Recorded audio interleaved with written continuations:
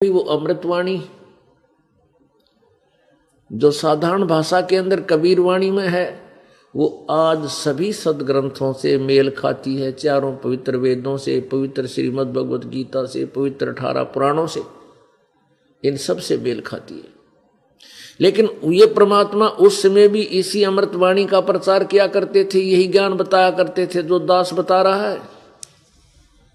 लेकिन उस समय यानी 600 वर्ष पूर्व 1398 से 1518 तक परमात्मा ने इसी तत्व ज्ञान की अमृत वर्षा की थी।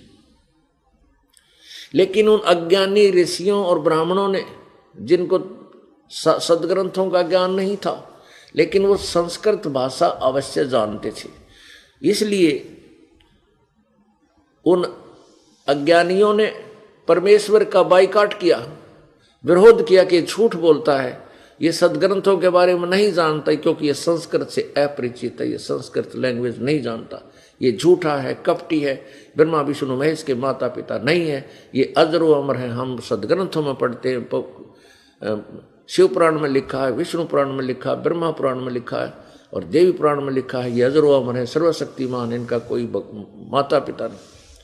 तो पुण्यात्मा उस समय उनकी दाढ़ गलगी अज्ञानियों की, क्योंकि जनसाधारण इस बात को मानता था कि कबीर जी अशिक्षित है, संस्कृत नहीं जानते, इसलिए ये ब्राह्मण लोग जो संस्कृत जानने वाले हैं ये सच्चे हैं कि कबीर जी सदग्रंथों के बारे में नहीं जान सकते, क्योंकि ये अशिक्षित है।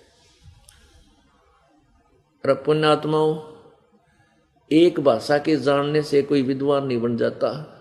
जिसको संस्कृत आती है, अंग्रेजी नहीं आती, तो वो अंग्रेजी में अविद्वान है, अशिक्षित है। और परमात्मा प्रत्येक आत्मा की वाणी समझता है, वो प्रत्येक धर्म की वाणी समझता है, अपनी पशु पक्षियों की भी वाणी को समझता है और उनको समझा भी सकता है। परमेश्वर ने 600 वर्ष पहले ये वाणी इसलिए बोली थी कि आने वाले समय में, ये समय परमात्मा ने पूर्व निर्धारित किया हुआ था कि कलयुग में जो दूसरी पीढ़ी होगी, अब ये दूसरी पीढ़ी है, ये दूसरा मध्य का चरण चल रहा है। प्रथम चरण में परमात्मा स्वयं आए थे कलयुग में, उसमें सभी जनता अशिक्षित थी, केवल ब्राह्मण लोग ही, उनका वर्ग ही कुछ वही पढ़ा करते थे, सभी नहीं, कुछ पढ़ा करते थे, और बाकी समाज, मानव समाज अशिक्षित था। वो प्रथम चरण था।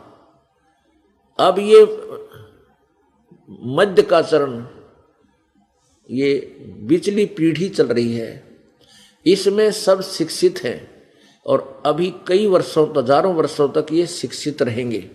और उसके बाद फिर लास्ट की पीढ़ी होगी, वो क्या होगा कि लास्ट में, कलयुग के लास्ट में ऐसी स्थिति आ जाएगी, इतना पर्यावरण खराब हो जाएगा कि वर्षा होनी बंद हो जाएगी। पृथ्वी के अंदर यानी 3-3.5 फुट तक, 4.5 फुट तक उपजाऊ अंश नहीं रहेगा। अब आप देख रहे हो, एक फसल को तैयार करने के लिए ना जाने कितना ये खाद डालते हैं, जो आजकल बनाया जाता है, यूरिया आदि जो खाद है, इसको कितनी बार डालते हैं। और एक समय ऐसा आएगा कि ये पृथ्वी उपज देना बंद कर देगी। 3-4 फुट तक उपजाऊ अंश पृथ्वी में नहीं रहेगा, वर्षा होनी बंद हो जाएगी और हाहाकार मच जाएगा।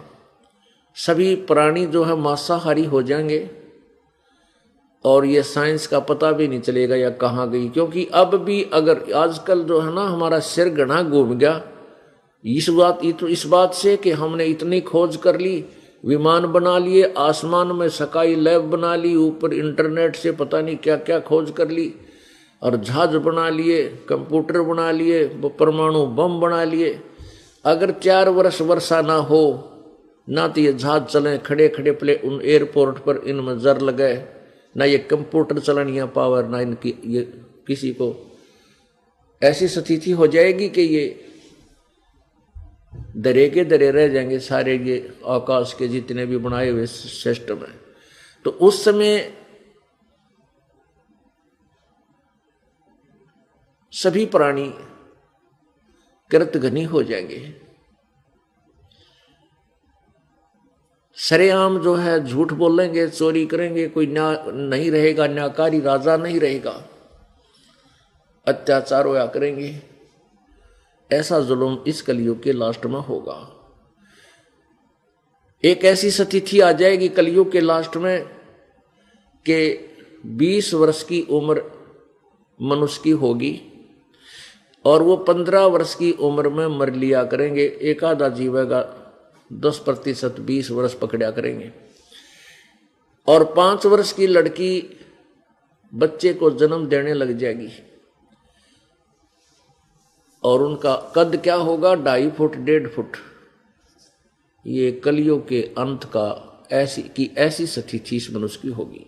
और सभी प्राणी बिल खोद कर रहा करेंगे, मकान महल नहीं बनाओगे। ये 1.5 फुट का आदमी कुत्ते जोड़ हो जाएगा कि माटी का डीर में लौटे रहे अपना। और एक इसलिए क्योंकि उस समय इतने भूकंप आया करेंगे, पृथ्वी डोल जाएगी, कति बड़ी बिल्डिंग नहीं बना पाया करेंगे, वो गिर जाया करेंगी। फिर क्या होगा कि कलयुग के लास्ट में इतने कृतघ्नी लोग हो जाएंगे, कोई किसी की शर्म रह नहीं, सब मांसाहारी हो जाएंगे। बहुत बुरा हाल लिखा है परमेश्वर ने। तो फिर लास्ट में एक नीकलंक नाम का एक अवतार आओगा, 10वां अवतार, जो 9 तो आ चुके हैं, 10वां और आएगा। वो क्या करेगा, उन सब मनुष्यों को ऐसे काटेगा जैसे परशुराम ने अक्षत्रियों को काटा था। उसमें जिन पुण्यात्माओं के हृदय में जरा सी भी भक्ति इच्छा होगी प्रभु की, उनको वो छोड़ देगा, उनको नहीं मारेगा। फिर क्या होगा कि पूरी पृथ्वी पर जबरदस्त मूसलाधार वर्षा होगी और सैकड़ों फुट पानी इस पूरी पृथ्वी पर हो जाएगा। केवल ऊपर के क्षेत्र, ऊंचे अक्षेत्र जो पहाड़ी अक्षेत्र हैं, उनमें कुछ स्थान शेष रहेगा और वो पुण्य आत्मा जो उस समय मनुष्य बचेंगे, वो उन ऊंचे स्थानों पर निवास करने लग जाएंगे। पहले कम वर्षा होगी, वो इस समतल क्षेत्र को त्याग कर ऊपर को प्रस्थान कर जाएंगे। फिर बहुत जोर की वर्षा होगी, जब वो स्थापित ऊपर हो जाएंगे तो फिर क्या होगा कि पूरी पृथ्वी पर जल ही जल हो जाएगा और वो सैकड़ों वर्षों में वो जल धीरे धीरे सूखेगा और जमीन के अंदर जो वो विष चला जाएगा इस खाद का, और वो उपजाऊ अंश नहीं रहा था, वो बाहर आ जाएगा, ऊपर चला जाएगा और धीरे धीरे जब पानी वो सूखेगा, ऊपरली सतह पर वो रह जाएगा केवल आध इंच। और इतने पेड़ उगेंगे, इतने पौधे, पूरी पृथ्वी पर वन हो जाएगा। अब जैसे ऑक्सीजन की कमी होगी है तो फिर जो इतना वन हो जाएगा वो ऑक्सीजन छोड़ेंगे और कार्बन डाइऑक्साइड ग्रहण करके फिर दोबारा से वातावरण पूरा स्वच्छ होगा। उसमें क्या होगा कि फिर सतयुग प्रारंभ होगा और बहुत ही तगड़े तगड़े शरीर मनुष्यों के हुआ करेंगे। फिर सतयुग प्रारंभ होगा। पुण्यात्माओं, परमात्मा ने आज से 600 वर्ष पहले ये सब विवरण दिया हुआ है। अपने सदग्रंथ में लिखा है कि इन राज्यों की रीत कहूं मैं तो से हंसा, और घर घर लोहा बर्तन धन्ना देखण को कासा। हमारे समय में हम जब छोटे छोटे थे, 10-15 वर्ष के हुए, तब तक हमारे घरों में कांसी की थाली, कांसी का लोटा, कांसी के गिलास होया करते थे। ये स्टील प्रयोग, लोहे को कोई प्रयोग नहीं करता था, इसको अपशकुन मानते थे। और आज से 600 वर्ष पहले कबीर परमेश्वर ने और उन्हीं की प्यारी आत्मा, उन्हीं से प्राप्त ज्ञान से 250 वर्ष 250 वर्ष पहले संत गरीबदास जी ने अपनी वाणी में लिखा है कि इन राज्यों की रीत कहूं मैं तो से हंसा, घर घर लोहा बर्तन धन्ना देखण को कांसा। कि घर घर लोह के बर्तन हो जाएंगे, ये इनकी संपत्ति होगी और कांसी की तो देखने को भी नहीं रहेगी।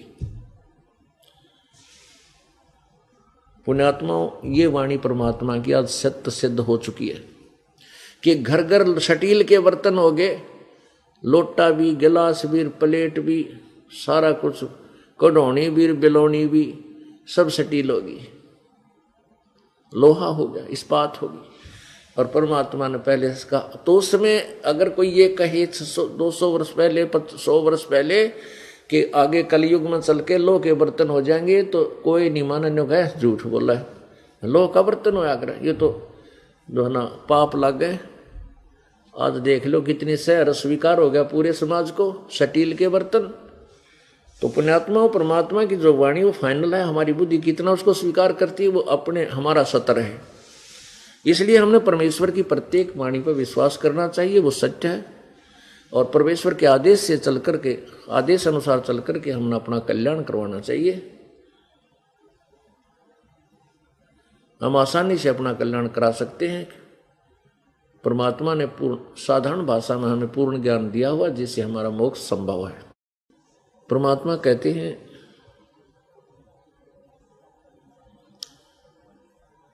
कि लोक वेद के आधार से मैं जो साधना कर रहा था उसको तत्व ज्ञान की रोशनी में देखकर फिर उसको त्याग दिया। उसमें क्या कहा है कि लोक वेद के आधार से हम ब्रह्मा विष्णु महेश को परमेश्वर मानते थे, सर्वशक्तिमान मानते थे, इनकी पूजा करते थे। फिर कुछ लोग ब्रह्म को परमात्मा मानते थे और चारों वेदों का सहारा लेकर के जनता को समझाते थे कि वेदों में केवल एक परमात्मा की पूजा का विधान है और वो पूर्ण परमात्मा ब्रह्म है। तो उन्होंने वेदों के अनुसार ओम नाम का जाप जपया और साथ में समाधिस्थ होकर हठ योग किया, तप किया। उसको ही उन्होंने अपना फाइनल, उन्होंने उसी को अपनी सबसे सर्वोच्च साधना मान ली और अन्य साधनाओं को, ब्रह्मा विष्णु महेश वाली साधना को उन्होंने रिजेक्ट कर दिया कि ये पूजा ठीक नहीं, केवल एक ब्रह्म की पूजा ही सर्वोच्च है, श्रेष्ठ है। पुण्यात्मा अब पता चला कि वो ब्रह्म तो ये कहता कि मेरी पूजा तो अनुत्तम है, वो तो घटिया है, वो परमात्मा तो कोई और है। उसी की साधना करने से जीव का पूर्ण कल्याण हो।